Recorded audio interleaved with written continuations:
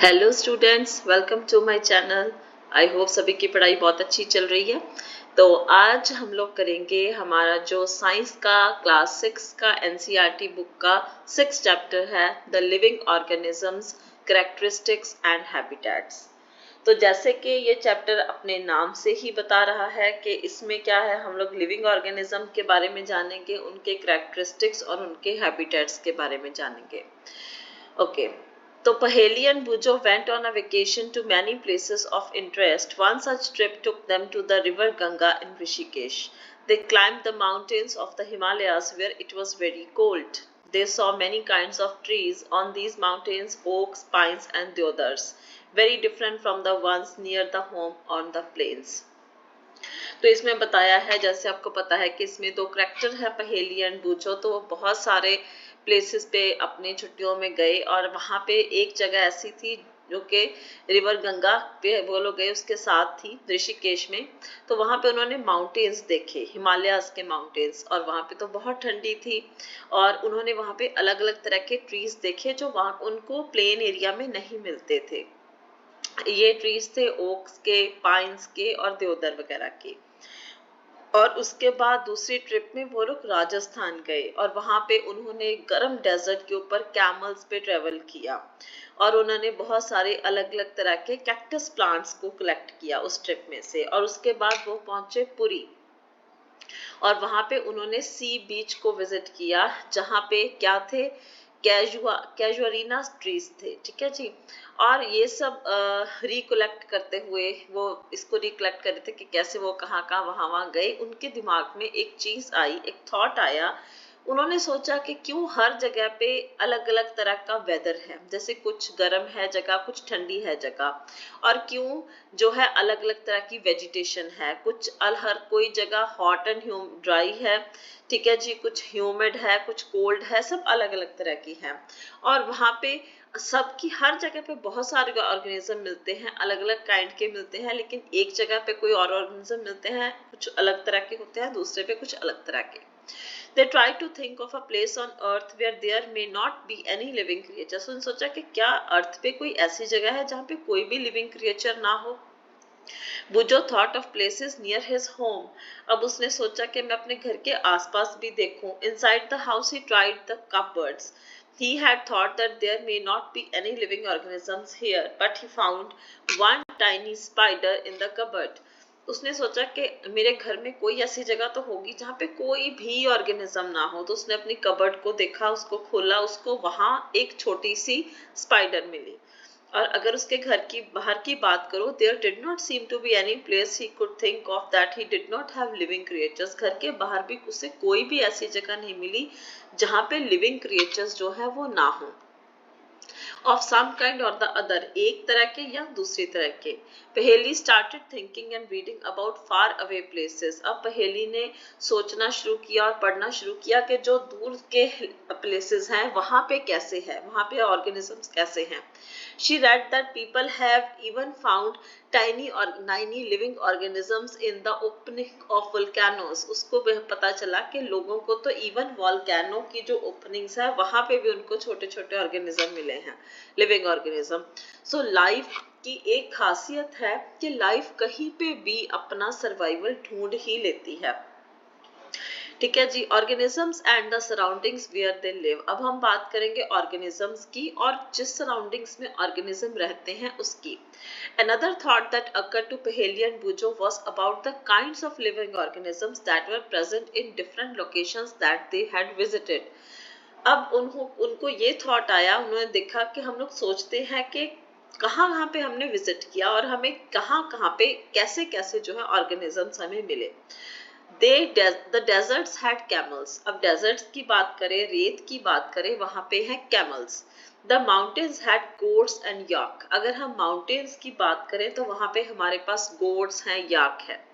Puri had some other creatures, crabs on the beach and such a variety of fish being caught by the fishermen at the sea. अगर पुरी की बात करें तो वहां पे क्योंकि सी बीच है, उनको क्रैब्स मिले और इतनी वैरायटी ऑफ फिश मिली जिसको के फिशरमैन जो है सी पे वो कैच कर रहे थे, फिश को इकट्ठा कर रहे थे, पकड़ रहे थे वहां से।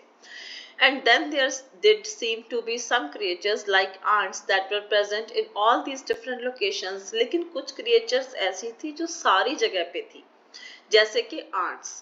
The kinds of plants found in each of these regions were so different from the plants of the other regions. अब जो plants हमें एक जगह पे मिल रहे थे वो दूसरी जगह से बिल्कुल अलग थे. What about the surroundings? अब हम surroundings की बात करें तो वो कैसी थी in these different regions? Where were they same? क्या surroundings same थी? अब सबसे पहले जो है हम लोग बात करते हैं हमारी फर्स्ट एक्टिविटी की. Let us start with the forest. अब सबसे पहले फॉरेस्ट की बात करें. Think of all the plants, animals and objects that can be found there. सबसे पहले हम बात कर रहे हैं फॉरेस्ट की. अब एक फॉरेस्ट में आप सोचो कैसे प्लांट्स, किस किस तरह के प्लांट्स हो सकते हैं, एनिमल्स हो सकते हैं और ऑब्जेक्ट्स कहाँ क्या कुछ मिल सकता है वहाँ पे. वो चीजें उन्होंने कहा है कि आप कॉलम में लिस्ट करो और list the things, animals and plants found in other regions that are also shown in table. तो टेबल में अलग अलग रीजन्स दिए हैं. ये देखो, फॉरेस्ट में, माउंटेन्स में, डेजर्ट में, सी में और कोई और भी जगह है तो वहां पे भी आप सोचो कौन से एनिमल्स मिलते होंगे वहां पे, कौन से प्लांट्स या दूसरे ऑब्जेक्ट्स क्या क्या मिलते होंगे वहां पे. ठीक है जी. Discuss also with your friends, parents and teachers to find more examples to fill the tables. You can also consult many interesting books in libraries that talk of animals, plants and minerals of different regions. अब हमें भी पता है animals और plants के अलावा minerals भी तो मिलते हैं ना, हर जगह पे अलग अलग तरह के minerals पाए जाते हैं. ठीक है जी. तो उसके बाद आ गया try and include many plants, animals and objects big and small in each of the columns in the table. जितना ज्यादा हो सके उतने ज्यादा उन्होंने कहा कि आप कलेक्ट करने की कोशिश करो. What kind of objects will we find that may not be animals or plants? अब जो मैंने आपको कहा कि ऐसे objects कौन से होंगे, ना वो animals हैं ना plants हैं. Perhaps parts of the plants like dried leaves or parts of animals like bones. कुछ अच्छा, अब कुछ ऐसे प्लांट्स हैं जो खत्म हो गए, उनके सूखे पत्ते भी तो हो सकते हैं, या जो एनिमल्स मर गए उनकी बोन्स भी हो सकती हैं. We may also find different kinds of soils and pebbles. ठीक है, तो इन एनिमल्स और इसके अलावा प्लांट्स के अलावा सॉइल भी मिलती है हमें, पेबल्स मिलते हैं हमें. वाटर इन द ओशियंस में have salts dissolved in it. अब जो वाटर है ओशियन का उसमें सॉल्ट्स भी मिलते हैं हमें. ठीक है जी. As we go through the chapter keep adding more examples to table 6.1. We will discuss the table as we travel through many more interesting places. अब इसमें इस चैप्टर में हम लोग अलग अलग जगह पे जाते जाएंगे और अलग अलग चीजें देखते जाएंगे और वो आप इस टेबल में लिखो. ठीक है जी. Habitat and adaptation. What do you find from the plants and animals listed in activity 1? Did you find a large variety in them? Look at what you have entered in the column for desert and the column for the sea in table 6.1. Did you list very different kind of organisms in these two columns? अब हम बात कर रहे हैं यहाँ पे कि desert में कैसे एनिमल्स पाए जाते हैं और सी में कैसे एनिमल्स पाए जाते हैं. इन जनरल भी हमें पता है कि कैमल है, कैमल तो डेजर्ट का एनिमल है. ठीक है, वो सी में नहीं होता. ठीक है ना, सी में नहीं हो सकता. सी में फिशेस होती हैं तो फिश डेजर्ट में नहीं हो सकती. What are the surroundings like in these two regions? अब सराउंडिंग कैसी होगी, डेजर्ट में कैसी होगी, दूर दूर तक रेत. ठीक है, हार्डली कोई वेजिटेशन. और सी के आसपास क्या होगा, सी के आसपास भी रेत है, बीच है, लेकिन बहुत सारी वेजिटेशंस होती हैं. ठीक है, उसके आसपास. In the sea plants and animals are surrounded by saline water. अब ये चीज देखने वाली है कि अगर हम सी की बात करते हैं तो वहां पे जो भी प्लांट्स, अंडर सी भी बहुत सारे प्लांट्स होते हैं और जो एनिमल्स हमें सी में मिलते हैं वो सारे जो कैसे पानी में रह रहे हैं, सॉल्टी वाटर में, नमक वाले पानी में. Most of them use the air dissolved in water. अब जब पानी के अंदर रहना है तो यूज कौन सी करेंगे, एयर, जो कि पानी में डिसॉल्व्ड है. There is very little water available in the desert. और वहीं हम डेजर्ट की बात करें तो बहुत ही कम पानी डेजर्ट में होता है. और डेजर्ट क्या होता है, दिन के टाइम में बहुत हॉट होता है और रात को बहुत ठंडा हो जाता है. The animals and plants of the desert live on the desert soil and breathe air from the surroundings. अब यहाँ के जो एनिमल्स और प्लांट्स हैं वो डेजर्ट सॉइल पे रहते हैं और एयर जो है अपनी सराउंडिंग से ब्रीथ करते हैं. The sea and the desert are very different surroundings and we find very different kinds of plants and animals in these two regions. Sea और desert अलग अलग तरह की surroundings है और हमें जो है अलग अलग तरह के plants और animals इन दो regions से मिलते हैं. Let us look at two very different kinds of organisms from the desert and the sea. जैसे हम लोग ने बात की है कैमल जो कि हमें डेजर्ट पे मिलता है और फिश जो है हमें जो कि हमें सी से में मिलती है. The body structure of camel helps it to survive in desert conditions. अब जो नेचर है, नेचर ने कैमल को ये अडेप्टेबिलिटी दी है कि वो डेजर्ट कंडीशंस में सरवाइव कर सके. सबसे पहले तो कैमल की क्या है, लॉन्ग लेग्स हैं, उनकी टांगें बहुत लंबी हैं, which help to keep their bodies away from the heat of the sand. लंबी टांगों का क्या फायदा है कि जो सैंड है बहुत गर्म होती है, उसकी बॉडी को काफी दूर रखती है उस सैंड की हीट से. दे excrete small amount of urine. Urine बहुत थोड़ा सा निकालते हैं ताकि पानी की कमी उनके अंदर ना हो. Their dung is dry and they do not sweat. Even उनका जो डंग होता है वो भी ड्राई होता है, उसमें भी पानी जो है इतना नहीं आता और वो जो है पसीना भी नहीं आता उनको. Since camels lose very little water from their bodies they can live for many days without water. अब क्योंकि कैमल्स अपने शरीर से पानी जो है बहुत कम लूज करते हैं तो वो बहुत टाइम तक पानी के बिना रह सकते हैं. Late us look at different kinds of fish. अब हम लोग बात करें फिश की, ठीक है जी, जो हमें सी में मिलती है. हम सी की बात करें यहाँ पे. Some of these are shown in figure 6.3. तो यहाँ पे हमारे पास ये रहा कैमल, ठीक है जी, और ये रहे हमारे पास फिशेस. ओके, तो there are so many kinds of fishes, but do you see that they all have something common about this shape? Fishes तो बहुत अलग अलग तरह की है, लेकिन एक चीज देखने वाली है कि आप एक चीज नोटिस करोगे कि उन सब की जो है जो उनकी शेप है उसमें कुछ कॉमन है. ठीक है जी, क्या कॉमन है? All the ones shown here have streamline shape. इन सब की शेप जो है वो स्ट्रीमलाइन है.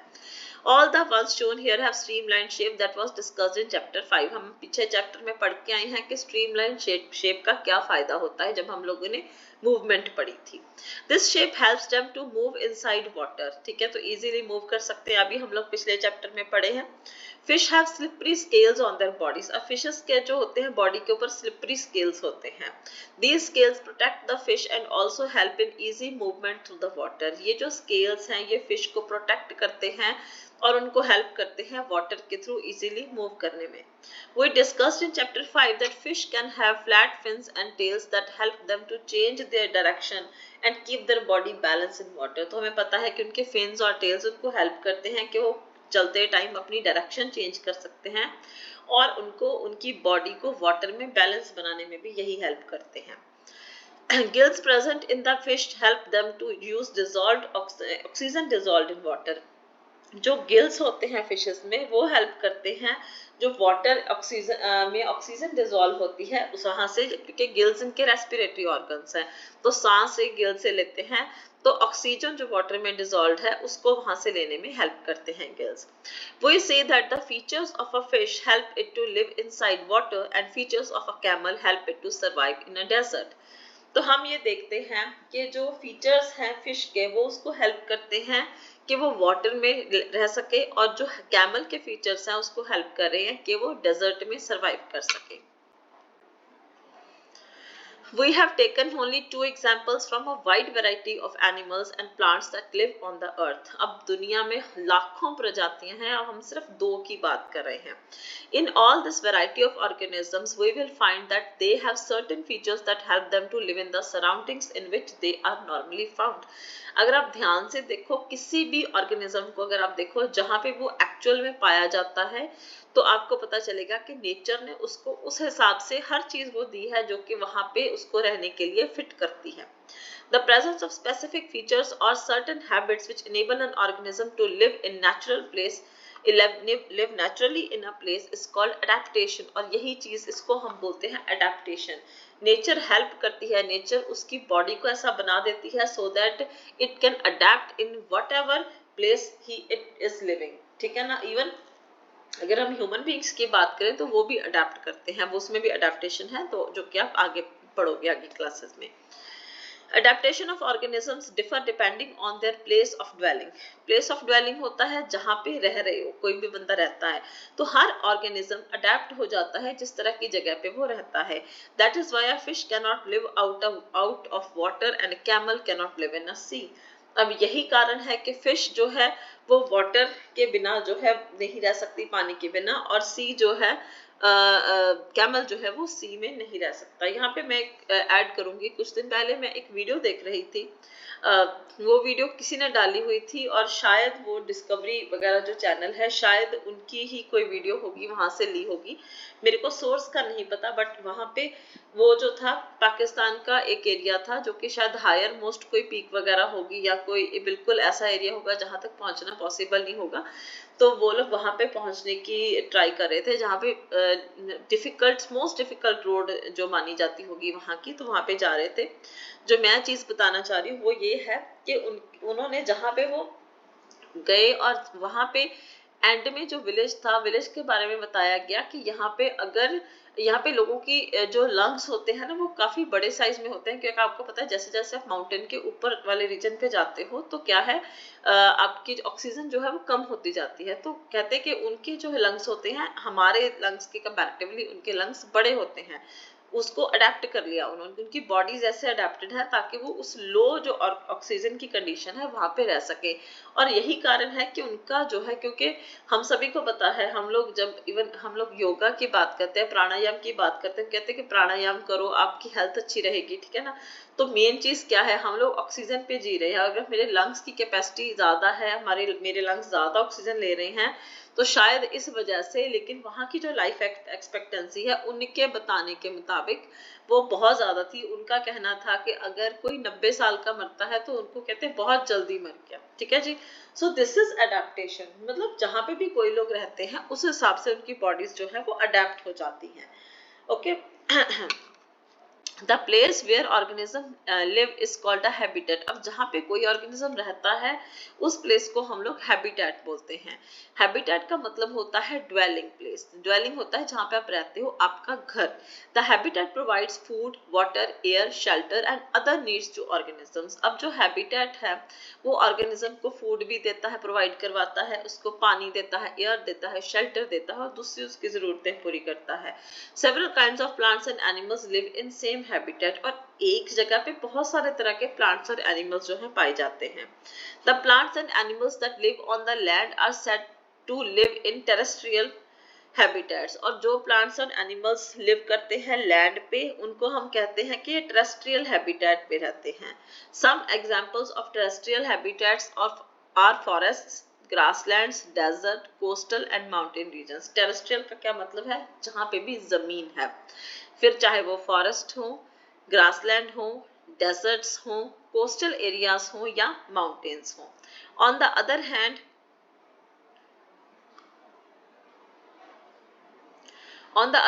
the habitat of plants and animals that live in water are called aquatic habitats। अब जो plants और animals water में रहते हैं उसको हम बोलते हैं कि वो aquatic habitat में रहते हैं।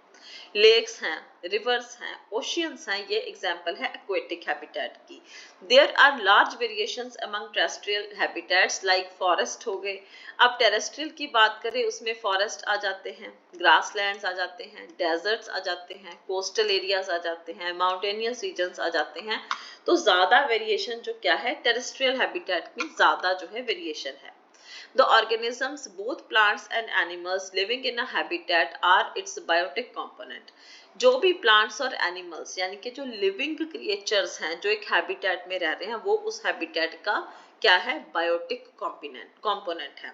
The non-living things such as, जैसे अगर वहां पे जो भी non-living things पाई जा रही हैं, rocks हो गया, soil हो गया, air है, water है, इन सबको हम बोलते हैं abiotic components।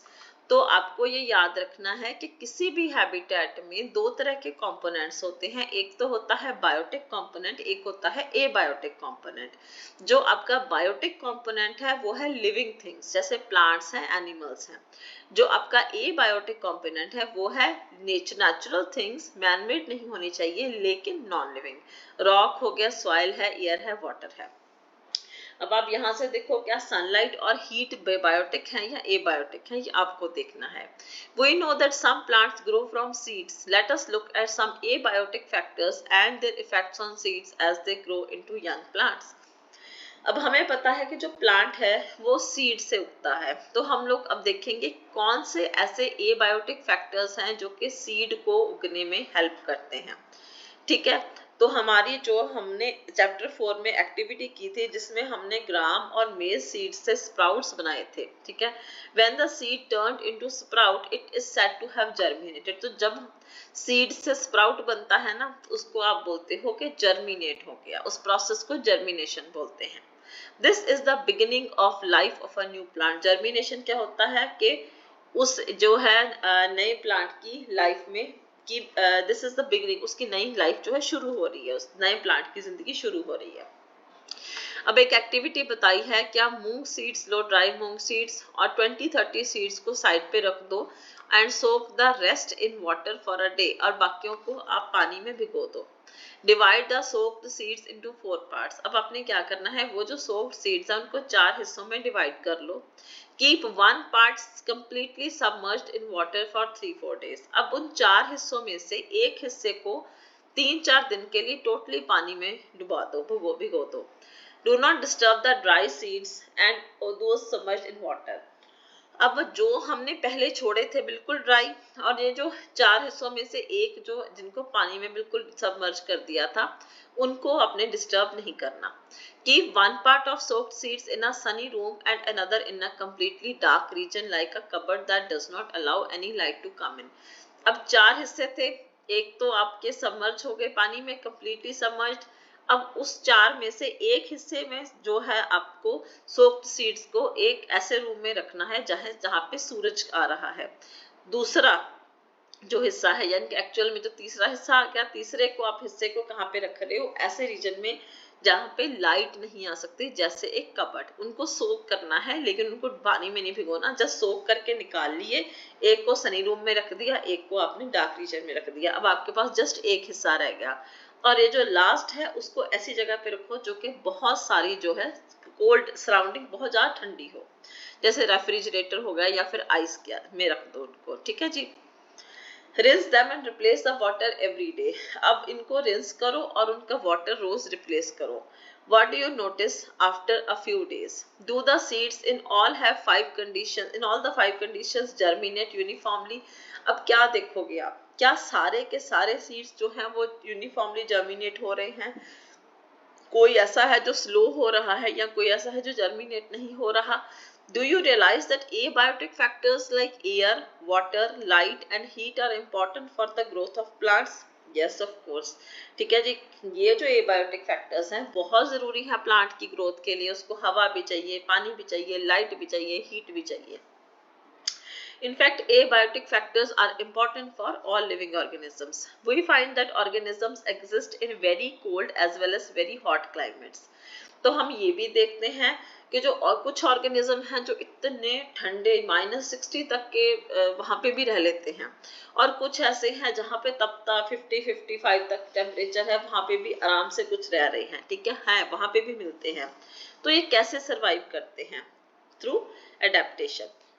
तो एडेप्टेशन एक ऐसा मेथड है जिसकी हेल्प से ऑर्गेनिज्म जो है अपने आप को एडजस्ट करते हैं। ओके, तो यहाँ पे एक एक्स्ट्रा दिया हुआ है, there are some changes that can happen in an organism over a short period of time to help them adjust to some changes in their surroundings. अब कई बार क्या होता है, किसी ऑर्गेनिज्म में कुछ चेंजेस आते हैं थोड़े ही समय के बाद, जो कि उसको हेल्प करते हैं कि वो अपनी सराउंडिंग्स में एडजस्ट कर सके। जैसे if we live in plains and suddenly go to high mountain regions, we may experience difficulty in breathing and doing physical exercise for some days. अब जैसे मैंने आपसे बात की कि पहाड़ों के ऊपर जो है ऑक्सीजन का लेवल कम होता है, तो अगर हम हाई माउंटेन रीजन्स में जाते हैं, हो सकता है हमें वहां पे थोड़ी ब्रीदिंग में डिफिकल्टी हो, ठीक है जी। यहाँ पर हम लोग वहां पे फिजिकल एक्सरसाइज इतनी अच्छे से ना कर सके। We need to breathe faster when we are on high mountains. अगर हम हाई माउंटेन्स पे जाते हैं तो हमें सांस जो है तेज लेनी पड़ती है।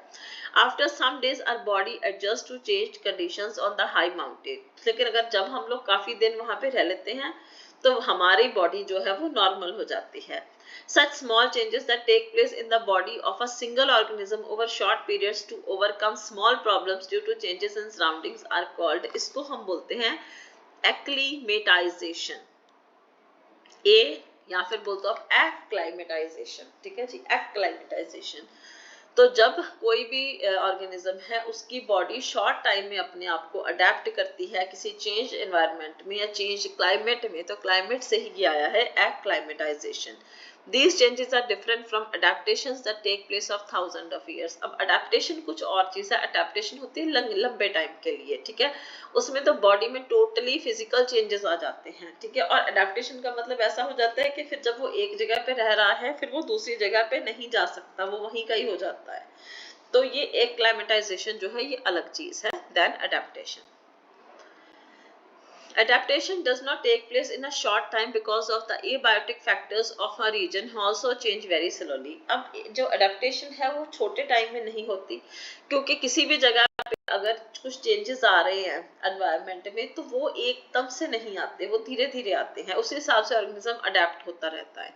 Those organism which cannot adapt to these changes die। और ये भी सच है कि जो ऑर्गेनिज्म अडेप्ट कर जाता है, ठीक है, जैसे बोलते हैं ना सर्वाइवल ऑफ द फिटेस्ट, तो जो अडेप्ट कर रहा है वो सर्वाइव कर जाएगा, बाकी जो है नहीं कर सका वो मर जाएगा। And the only adapted one survive. Organisms adapt to different abiotic factors in different ways. Organism जो है वो अलग अलग तरह से जो है अडेप्ट करते हैं। This results in wide variety of organisms in different habitats. जैसे जैसे उन्होंने अडेप्ट किया वैसे वैसे जो है उनकी वैरायटी बनती गई। Let us look at some habitats understood the abiotic factors and adaptations of animals in these habitats। अब हम लोग बात करेंगे कुछ हैबिटेट्स की, तो वहां पे कैसे abiotic factors हैं और कैसे एनिमल्स जो है वहां पे अडेप्ट कर रहे हैं। सबसे पहले हम लोग बात करते हैं डेजर्ट एरिया की। We discussed the abiotic factors of a desert and the adaptations in camels। अब हम लोग जो abiotic factor है डेजर्ट का उसकी बात कर रहे हैं और adaptation जो camels adapt हो रहे हैं उसकी बात कर रहे हैं। What about other animals and plants that are found in desert? अभी तक तो हमने camels की बात की, कुछ और भी तो animals और plants है जो desert में पाए जाते हैं, वो कैसे होते हैं, किस तरह की adaptations है उनमें। There are desert animals like rats and snakes। अब इनकी तो लॉन्ग लेग्स नहीं होती जैसे कैमल की हैं। अब ये तो बेचारे रेंगते हैं, ठीक है, ये तो सैंड पे ही रहेंगे, तो ये तो गर्मी से मर जाएंगे। तो ये क्या करते हैं, to stay away from intense heat during the day they stay in burrows deep in the sand. ये देखो ये पिक्चर दिखाई हुई है ये वाली। तो ये क्या करते हैं, ऐसी बरोज बनाते हैं जो सैंड में बहुत नीचे होती हैं, ठीक है। तो ये रहा रैट और ये रहा स्नेक, तो वहां पे ये रहते हैं। These animals come out only during night when it is cooler। अब हमें पता है डेजर्ट में रात को बहुत ठंडा हो जाता है, तभी ये लोग बाहर आते हैं। Figure 6.5 shows some typical plants that grow in desert। How are these adapted? अब आप लोग कैक्टस देख रहे हो, ठीक है, तो कैक्टस कैसे अडेप्ट करता है, तो मैं आपको बता देती हूँ कि कैक्टस जो है इसके ये जो स्पाइन्स है जी एक्चुअली इसके लीव्स होते हैं, ठीक है जी। इसमें जो है आपको यहाँ पे हाँ बताया भी हुआ है, तो मैं इसको पढ़ के भी बता देती हूँ आपको।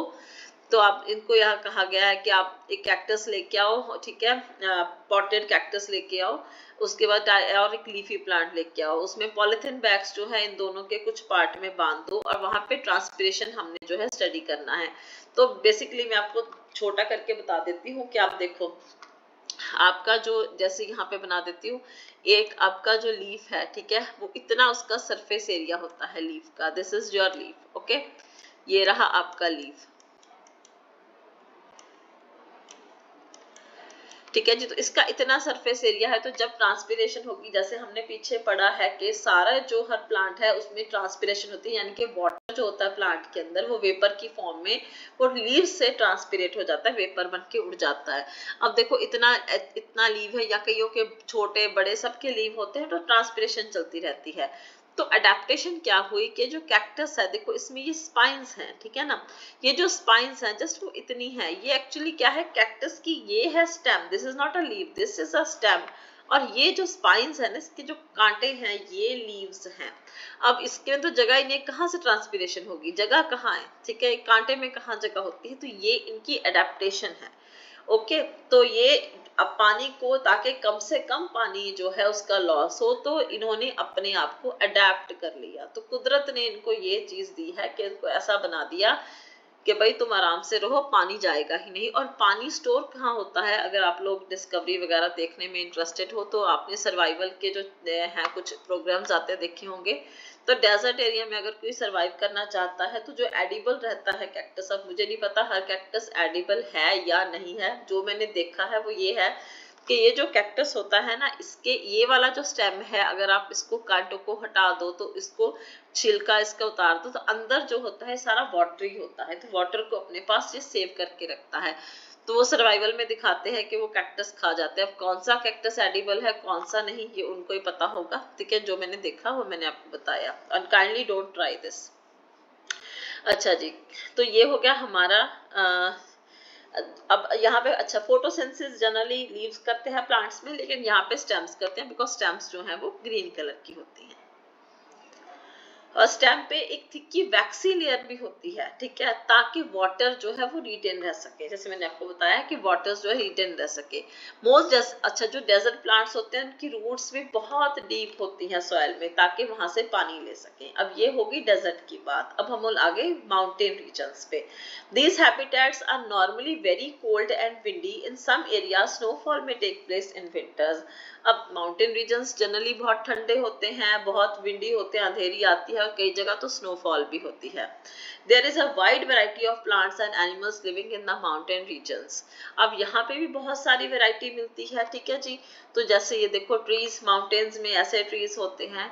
If you live in a mountain region और have visited one, you may have seen a large number of such trees. ऐसे ट्रीज तो बड़े कॉमन है ना, हम लोग पेंटिंग वगैरह में भी ऐसे बनाते हैं। But have you ever noticed such trees naturally growing in other regions? क्या आपने कभी देखा है कि दूसरे regions में ऐसे ट्री क्या naturally grow करते हैं? How are these trees adapted to conditions prevailing in their habitat? अब क्या खास है इन trees में, ठीक है, जो ये माउंटेन्स में ही पाए जाते हैं। These trees are normally cone shaped होते हैं और इनकी ब्रांचेस जो होती हैं वो स्लोपिंग होती हैं। इनके जो लीव्स होते हैं नीडल लाइक होते हैं। तो इसमें क्या होता है, this helps the rain water and snow to slide off easily. अब आप कभी नोटिस करो कि जो पहाड़ी एरियाज हैं या स्नोफॉल एरियाज है तो वहाँ पे घर भी ऐसे झोपड़ी टाइप होते हैं ना बने हुए, ऊपर से ऐसे बने होते हैं घर, ऐसे करके ऐसे होते हैं, ठीक है। क्यों? ताकि जो स्नो है, तो हमने ये कंसेप्ट भी हमने नेचर से लिया है। देखो नेचर ने ऐसे बनाया है, ऊपर से समझो उल्टा वी कर दिया, ठीक है, ताकि रेनफॉल ज्यादा हो रही है स्नो, अदरवाइज तो ये गल जाएंगे, तो इनसे जो है स्लाइड कर सके। और जो इनके पत्ते भी नीडल लाइक होते हैं तो इजीली जो है पानी और स्नो जो है वो स्लाइड कर जाए। This helps the rainwater and snow to slide off easily. There could be trees with shapes very different from these that are also present on mountains. अब जरूरी नहीं है यही है, दूसरे भी होते हैं, तो उनमें अलग तरह की अडेप्टेशंस होती हैं और कुछ अडेप्टेशन है तभी तो वो सर्वाइव कर रहे हैं माउंटेन्स में। Animals living on the mountain regions are also adapted to the conditions there. अब जो एनिमल्स रहते हैं वो भी अडेप्ट करते हैं। They have thick skin or fur to protect them from cold. अब उसमें उनमें क्या अडेप्टेशन है, उनकी स्किन और फर जो है वो थिक होता है, जो कि उनको कोल्ड से प्रोटेक्ट करता है। For example yaks have long hair to keep them warm. अगर हम याक की बात करें तो उसके लॉन्ग हेयर हैं जो कि उसको वार्म रखते हैं। Snow leopard has thick fur on its body. Snow leopard की भी थिक फर होती है। यहाँ पे देखो ये हमारा याक है और ये हमारा स्नो लेपर्ड है, ठीक है जी। और ये होगी माउंटेन गोट इंक्लूड। अच्छा एक मिनट, हाँ, snow leopard has thick fur on its body including feet and toes. इनकी टांगों पे, पैरों पे भी फर होती है ताकि ठंड से बचे जब ये वॉक करेंगे स्नो पे। The mountain goat has strong hooves for running up the rocky slopes on the mountains. तो उनके हूव स्ट्रॉन्ग होते हैं ताकि उनकी पकड़ बनी रहे जब वो रॉकी स्लोप्स पे रन करते हैं। As we go up in the mountainous regions, the surroundings change and we see different kinds of adaptations at different heights. अच्छा, हाइट के हिसाब से भी होता है। जैसे जैसे आप माउंटेन के ऊपर जाओगे आपको जो है अडेप्टेशंस पता चलती जाएंगी, दिखती जाएंगी। अच्छा, इसके बीच में मैं आपको एक चीज बहुत इंपॉर्टेंट ये कहना चाहती हूँ कि आपको लग रहा होगा कि हमें कोई नोट्स नहीं दिए जा रहे, लेकिन जो चैप्टर है वही पढ़ाया जा रहा है। सी, जो नोट्स हैं वो बाद में होते हैं, ठीक है ना, नोट्स बाद में बनते हैं, लेकिन जब आपने अपने एग्जाम में अपीयर होना है तो उसमें आपको आपके चैप्टर की बहुत अच्छे से जो है वो नॉलेज होनी चाहिए। चैप्टर में एक एक लाइन इंपॉर्टेंट है, पता नहीं कहाँ से क्वेश्चन आ जाए, ठीक है।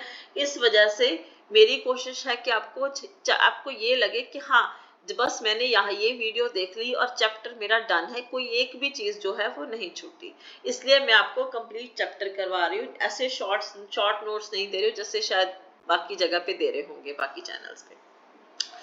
तो ग्रासलैंड्स क्या है? A lion lives in a forest और a grassland and a strong animal that can hunt and kill animals like dear.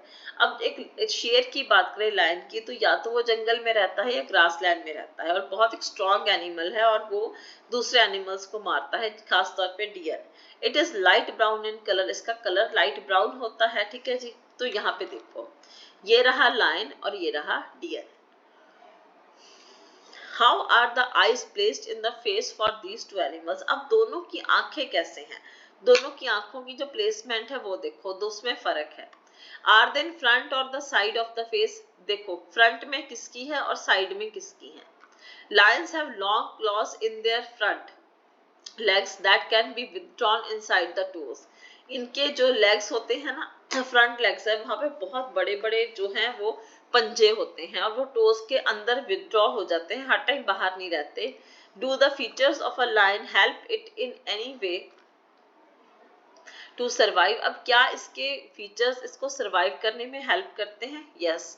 सबसे पहले लाइट ब्राउन कलर है, तो जो ड्राई ग्रासलैंड्स है ना उसमें तो ये दिखेगा ही नहीं अपने जो है, जब ये हंट कर रहा है ना अपने प्रे को, प्रे होता है शिकार, ठीक है जी। शिकार पे जब अपना शिकार कर रहा है, शिकार को पकड़ रहा है, तो अगर ड्राई ग्रासलैंड तो ब्राउन कलर के होता तो उसमें ये दिखता ही नहीं है। The eyes in front of the face allow it to have a correct idea about the location of its prey.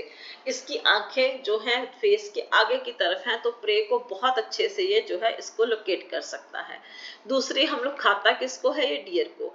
तो डियर की बात करें तो दूसरा एनिमल है जो कि फॉरेस्ट और ग्रासलैंड में रहता है। अब इसके टीथ बड़े स्ट्रॉन्ग होते हैं डियर के, ठीक है। क्यों?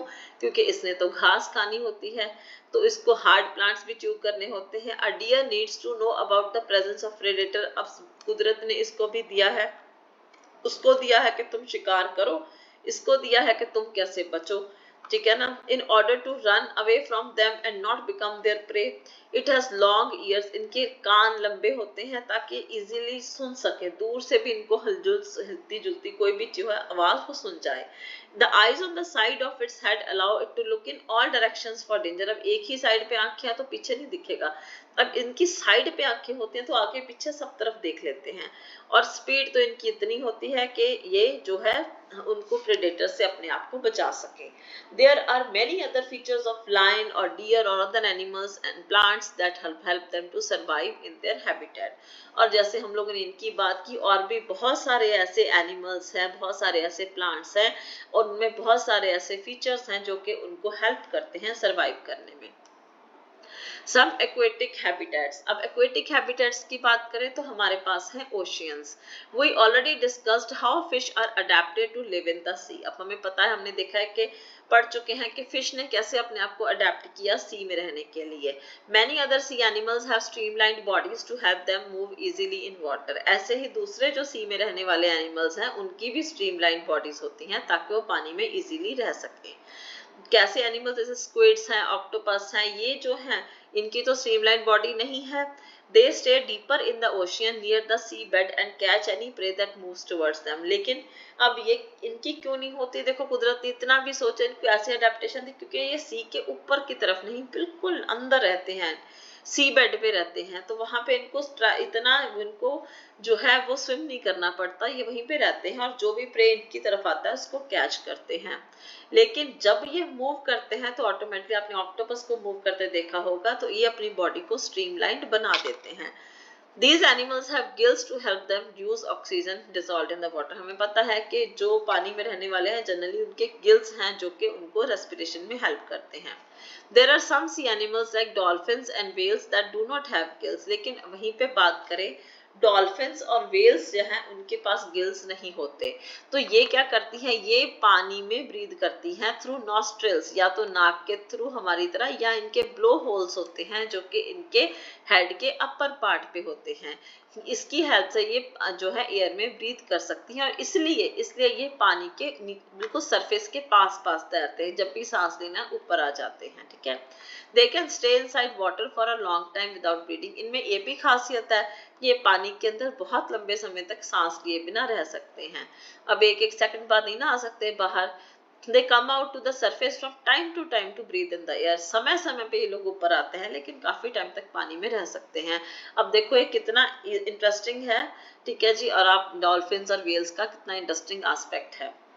उसके बाद हमारे पास है पॉन्ड्स एंड लेक्स।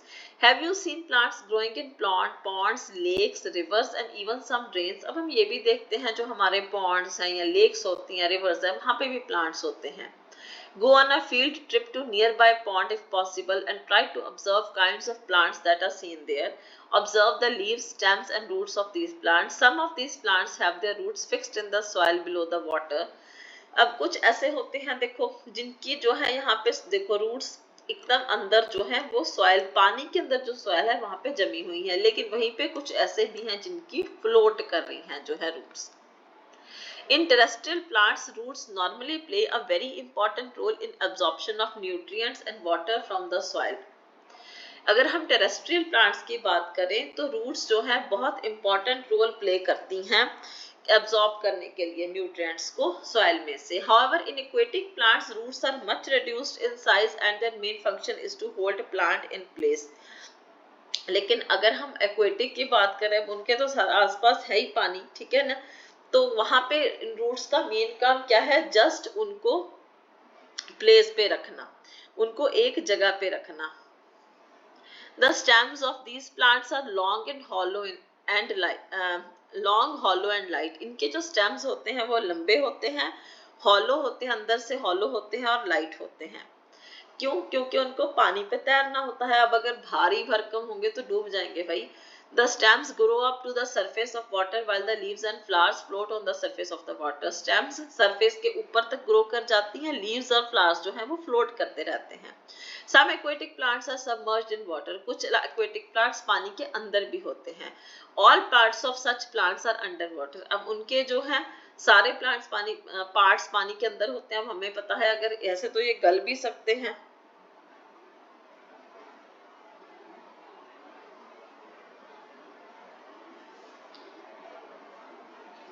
ठीक है, ऐसे तो ये गल भी सकते हैं, लेकिन इसीलिए इनके जो पार्ट्स होते हैं वो रिबन लाइक लीव्स होते हैं, रिबन लाइक होते हैं। These can bend in the flowing water. ये फ्लोइंग वाटर में बेंड कर सकते हैं। In some submerged plants leaves are often highly divided through which water can easily flow without damaging them. अब पानी के बहाव से खराब ना हो जाए, इसलिए क्या है, ये जो इनके लीव्स होते हैं वो हाईली डिवाइडेड होते हैं ताकि पानी उनमें से निकल जाए, उनको खराब ना करे। उसके बाद हम लोग फ्रॉग्स की बात करें तो वो भी पॉन्ड्स में रहते हैं। वो वाटर में भी रह सकते हैं, लैंड पे भी रह सकते हैं। उनकी बैक लेग्स बहुत स्ट्रांग होती हैं, जिसकी हेल्प से वो छलांग लगाते हैं, अपना प्रे कैच करते हैं। फीट उनके वेब्ड होते हैं ताकि वो पानी में स्विम कर सकें। तो यहाँ पे हम लोग कुछ ही प्लांट्स और एनिमल्स के बारे में डिस्कस कर रहे हैं, ठीक है जी। और आप जो है ये सब आप जो अपने हर्बेरियम वगैरह में देख सकते हो। तो कैरेक्टरिस्टिक्स क्या है ऑर्गेनिजम्स के, ठीक है। तो यहाँ पे हमने अलग अलग तरह के ऑर्गेनिज्म देखे और अलग अलग तरह की उनकी सराउंडिंग्स देखी। अब हम लोग एक फॉरेस्ट की बात करें तो एग्जांपल में तो ट्रीज हैं, क्रीपर्स हैं, small and big animals, birds, snakes, insects, rock, soil, water, air, dry leaves, dead animals, mushrooms and moss, ठीक है। ये सारे फॉरेस्ट में, लेकिन ये भी कुछ ही होंगे, ठीक है जी। Think of the objects that you can see around you at this moment and group them as living and non living. तो ये तो एक्टिविटी है, ठीक है। अच्छा, बाकी तो ये हमारे आसपास हमें जैसे dogs, cats, monkey, squirrels, insect, ये सब चीजें दिखती हैं। How do we know that something is living. हमें कैसे पता चलता है कि क्या चीज लिविंग है, ठीक है। We are told that plants are living but they do not move. हम लोग जनरली सोचते हैं कि चलने फिरने वाला जिंदा है, लेकिन प्लांट्स तो लिविंग है, वो नहीं चलते, डॉग चलता है, पिजन चलता है, अच्छा कार बस तो है, वो चलते हैं, तो वो तो नॉन लिविंग है, ठीक है। Plants and animals appear to grow in size with time but then at times, ठीक है जी, हमने कह दिया कि जो बड़े होते हैं वो लिविंग है। तो क्लाउड्स जो हैं वो भी तो बड़े हो जाते हैं, तो क्या क्लाउड्स लिविंग है? No. So how does one distinguish between, अब लिविंग और नॉन लिविंग में फर्क क्या है? Do living things have some common characteristics जो कि उनको लिविंग और नॉन लिविंग से अलग करते हैं, लिविंग को नॉन लिविंग से? You are a wonderful example of living being. What characteristic do you have which make you different from a non-living thing? अपने आप को देखो, अपने characteristic को देख के एक लिस्ट बनाओ, ठीक है। सबसे पहले क्या है, हम लोग बात करेंगे फूड की। क्या सारे जो लिविंग ऑर्गेनिजम्स हैं उनको फूड चाहिए? Earlier we learnt that all living things need food and how essential it is to animals and to us. We have also learnt that plants make their own food by the process of photosynthesis. सब living organisms को food चाहिए होता है, plants अपना food खुद बनाते हैं with the help of photosynthesis, और एनिमल्स जो है वो प्लांट्स पे डिपेंड करते हैं फूड के लिए, या फिर जो कार्निवोरस हैं वो दूसरे एनिमल्स पे डिपेंड करते हैं अपने फूड के लिए। फूड जो ऑर्गेनिज्म को एनर्जी देता है, उनको ग्रो करने में हेल्प करता है। ऑर्गेनिजम्स ऑल्सो नीड एनर्जी, और उनकी दूसरी जो लाइफ प्रोसेस है उसके लिए भी उनको एनर्जी चाहिए। Do all organism show growth? क्या सारे ऑर्गेनिज्म ग्रो करते हैं? Does the kurta you had 4 years back still fit you? You can not wear it any more, isn't it? तो यहाँ पे एग्जाम्पल दिया कि 4 साल पहले वाला कुर्ता तो आप अभी नहीं पहन सकते ना, ठीक है। तो एनिमल जो है ग्रो होते हैं, पर एक जो छोटा ऑर्गेनिज्म है वो ग्रो होके एडल्ट होता है। Young ones of animals also grow into adult, animals के भी यंग वंस, चाहे प्लांट्स के भी, वो भी ग्रो होते हैं, ठीक है जी। You would surely noticed pup grow into adult, a chick hatched from an egg grows into a hen or a cock. Plants भी ग्रो करते हैं, ठीक है। Some are very small and young, some big, कुछ बड़े होते हैं, तो ग्रोथ भी एक एस्पेक्ट है। अब उसके बाद है सांस लेना। Can we live without breathing?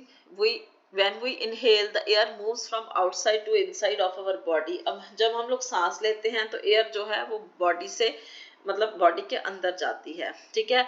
जब हम ब्रीद आउट करते हैं तो बॉडी से वो बाहर जाती है, तो इसको हम लोग बोलते हैं रेस्पिरेशन, ठीक है। ऑक्सीजन हम लोग लेते हैं, कार्बन डाइऑक्साइड हम लोग छोड़ते हैं। तो जो process of breathing in animals जैसे cows, buffaloes, dogs and cats वो ह्यूमंस की तरह हैं। Observe any one of these animals while they are taking rest and notice the movement of their abdomen. अब अगर ये रेस्ट पे हो तो देखना, फिर इनके एब्डोमेन को हिलता देखना। दिस स्लो मूवमेंट इंडिकेट करती है कि ये ब्रीद कर रहे हैं, ठीक है जी। Respiration is necessary for all living organisms. It is through respiration that the body finally obtains energy from the food it takes. अब रेस्पिरेशन के थ्रू जो क्या होता है, रेस्पिरेशन के जो हमने एनर्जी हमें मिलनी है फूड से, वो रेस्पिरेशन के थ्रू मिलती है। सम एनिमल्स में have different mechanism for the exchange of, अब हो क्या रहा है, एक्सचेंज ही हो रहा है गैस का, ऑक्सीजन ले रहे हैं, कार्बन डाइऑक्साइड जो है वो छोड़ रहे हैं, ठीक है। तो ये जो एक्सचेंज ऑफ गैस है हर अलग अलग एनिमल्स में अलग अलग तरह से होती है। जैसे अर्थवॉर्म्स ब्रीथ करते हैं अपनी स्किन के थ्रू, फिशेस जो हैं गिल्स से के थ्रू ऑक्सीजन एब्जॉर्ब करती हैं। क्या प्लांट्स भी रिस्पायर करते हैं? यस। प्लांट्स के जो लीव्स में होते हैं उनके टाइनी पोर्स होते हैं जिससे वो गैसेस एक्सचेंज करते हैं। तो दिन में क्या है, दिन में प्लांट जो है वो ऑक्सीजन छोड़ता है और रात में जो है वो कार्बन डाइऑक्साइड छोड़ता है, ठीक है। अब सनलाइट में प्लांट्स कार्बन डाइऑक्साइड को यूज करते हैं to produce food and give out oxygen, और जो अमाउंट ऑफ ऑक्सीजन ये जो रिलीज होती है in the process of food preparation by plants is much more than the oxygen they use in respiration. और रात को वो रिस्पायर करते हैं और बहुत सारे ऑक्सीजन वो ले जाते हैं, बल्कि ज्यादा ही ले जाते हैं। उसके बाद है स्टिमुलाई। सारे ऑर्गेनिज्म क्या स्टिमुलाई को रिस्पॉन्ड करते हैं, ठीक है। अगर आपको एकदम से कांटा चुभता है, आप नंगे पैर जा रहे हो तो एकदम से चिल्लाते हो, ठीक है जी। या फिर आप डार्क प्लेस से ब्राइट जाते हो तो आपको होता है आंखें में चुंध आ गई, अगर ब्राइट से डार्क में हो तो एकदम से लगता है कि कुछ दिख नहीं रहा, ठीक है। ये स्टिमुलस होते हैं अलग अलग तरह के। तो अच्छा, यार आपका फेवरेट फूड, ब्राइट लाइट, कोई थॉर्न, ये सारे सिचुएशंस जो हैं आपके सराउंडिंग में सडनली जो चेंजेस आते हैं उसको जो आप रिस्पॉन्ड करते हो, आप उसको आपका स्टिमुलाई बोलते हैं। Do other animals also respond to stimuli? क्या सारे एनिमल्स स्टिमुलाई को रिस्पॉन्ड करते हैं? Observe the behaviour. जब आप उनको फूड दे रहे हो तो आप देखो कि कई बार बड़ी खुशी चढ़ जाती है आपके, जो अगर आपके घर पे कोई डॉग कैट रखा हुआ है, ठीक है, तो फूड को देख के वो क्या करते हैं, या फिर आप एक बर्ड बैठा है उसकी तरफ जाते हो तो एकदम से वो भाग जाता है, ठीक है जी। तो ये सारे क्या है, वो स्टिमुलस हैं। तो क्या प्लांट्स भी स्टिमुलाई करते हैं? अब हमें टच मी नॉट प्लांट पता है, उसको हाथ लगाते हो तो वो बिल्कुल मुरझा जाता है, तो प्लांट्स भी जो है वो रिस्पॉन्ड करते हैं। ओके जी। उसके बाद आ गया लिविंग ऑर्गेनिज्म एंड एक्सक्रीशन। अब सारे ऑर्गेनिज्म को फूड चाहिए होता है, ठीक है, लेकिन सारा फूड पूरा कंप्लीटली तो यूज नहीं होता, जितना उनकी बॉडी यूज कर लेती है, ठीक है, उसके बाद का क्या होता है, वो रिमूव हो जाता है एज वेस्ट प्रोडक्ट, जिसको हम लोग एक्सक्रीशन बोलते हैं। अब एनिमल्स का तो पता चल गया, क्या प्लांट्स भी एक्सक्रीट करते हैं, ठीक है, लेकिन प्लांट्स करते हैं एक्सक्रीट, उनका जो है वे थोड़ा सा अलग है, ठीक है जी। Some plants find it possible to store the waste product within their parts in a way so that they do not harm the plant as a whole. और जो कुछ प्लांट्स तो अपने पास सेव कर लेते हैं वेस्ट प्रोडक्ट को ऐसी जगह पे ताकि वो प्लांट को इफेक्ट ना करे। तो एक्सक्रीशन भी जो है वहां से पता चलता है कि लिविंग होने का एक रीजन है। उसके बाद है रिप्रोडक्शन। रिप्रोडक्शन है अपने तरह की सेम जो है ऑर्गेनिज्म को प्रोड्यूस करना, ठीक है जी। अब पिजन्स की, बर्ड्स की बात कर ले, वो अंडे देते हैं, ठीक है, एनिमल्स रिप्रोड्यूस करते हैं अपनी ही काइंड को, कुछ यंग वंस को बर्थ देते हैं, कुछ अंडे देते हैं, ठीक है, तो अलग अलग तरह से प्लांट्स भी रिप्रोड्यूस करते हैं। ओके, प्लांट्स के क्या रिप्रोडक्शन मेथड है, वो है सीड्स। सीड्स जर्मिनेट करते हैं और नया प्लांट बनाते हैं। ओके, उसके बाद आ गया हमारे पास ये तो एक्टिविटी है। उसके बाद जो हो गया कि सारे ऑर्गेनिज्म मूव करते हैं, क्या करते हैं, लेकिन प्लांट्स क्या मूव करते हैं, प्लांट्स इसलिए मूव नहीं कर सकते क्योंकि वो सॉइल के साथ जुड़े होते हैं, ठीक है, लेकिन दूसरे various substances like water, minerals and food synthesised by them वो मूव कर रहे हैं, ठीक है जी, एक प्लांट की एक जो पार्ट है उससे दूसरे में। ओके, लेकिन थोड़ी थोड़ी मूवमेंट्स तो प्लांट भी दिखाता है, जैसे उसके फ्लावर्स का ओपनिंग एंड क्लोजिंग। ओके, ये सारे हैं उसकी मूवमेंट्स। अच्छा, नॉन लिविंग थिंग्स भी तो मूव करती हैं, बस है, कार है, हमारे कुछ पीसेस ऑफ पेपर उड़ जाते हैं, क्लाउड्स उड़ रहे हैं, तो ये भी तो मूव कर रहे हैं, ठीक है। लेकिन ये क्या फर्क है इनका लिविंग बीइंग्स में, तो आप ये चीज सोचिए। There is such a variety of living organisms, but all of them show some common characteristics as we have discussed. Yet another common characteristic is that living beings die. जो living beings है वो मरते हैं, organism जीता है और मरता है। Particular types of organism can survive over thousands of years only if they reproduce their own kind. वो कोई भी एक तरह का ऑर्गेनिज्म तभी सर्वाइव कर सकता है जब वो रिप्रोड्यूस करता है, अपनी तरह के दूसरे को पैदा करता है। One single organism may die without even reproducing, but the type of organism can exist only if there is reproduction, ठीक है, तो रिप्रोडक्शन जो है उसके सर्वाइवल के लिए जरूरी है। ओके जी, तो हमने मेन कैरेक्टरिस्टिक देखे, फूड चाहिए, respire, respond to stimuli, reproduce, show movement, grow and die, ठीक है। ओके, उसके बाद बाकी तो इसमें बिल्कुल जनरल सी चीजें हैं, ठीक है। तो इसमें कुछ ऐसे हैं कि अब मूंग की बात करें, जैसे इन्होंने बड़ा अच्छा इंटरेस्टिंग एक कंसेप्ट कहा है कि क्या मूंग लिविंग है, ठीक है, शॉप पे पड़ा रहता है, उसमें कुछ भी नहीं होता, मूंग दाल ऐसे ही पड़ी रहती है, ठीक है, लेकिन आप उसको हल्का सा पानी डाला उसको तो वो स्प्राउट कर जाता है, तो आप उसको क्या बोलोगे, क्या वो लिविंग है कि नॉन लिविंग है, ठीक है। अब एक उसने बात कहा है कि push your hand deep inside a sack of wheat, क्या वो गर्म है, ठीक है। अब व्हीट जो है वो उसमें अंदर से देखो हाथ डालोगे ना सैक, उसमें वो आपको गर्मी मिलेगी, ठीक, क्यों, क्योंकि सीड्स भी सांस लेते हैं, ठीक है, वो उनके अंदर लाइफ है, जो कि अगर उसको प्रॉपर एबायोटिक मिलता है उसके आसपास कंपोनेंट्स, तो लाइफ जो है वो वहां से उससे निकल सकती है, सीड्स भी सांस लेते हैं, और अल्टीमेटली हम लोग इसी बात पे आते हैं कि लाइफ जो है वो ब्यूटीफुल है। तो वीडियो बहुत लंबी हो गई, ओके जी, सो आज के लिए इतना ही, नेक्स्ट वीडियो में मिलूंगी नेक्स्ट चैप्टर में, तब तक के लिए thank you so much, study hard and जय हिंद। सिमरन।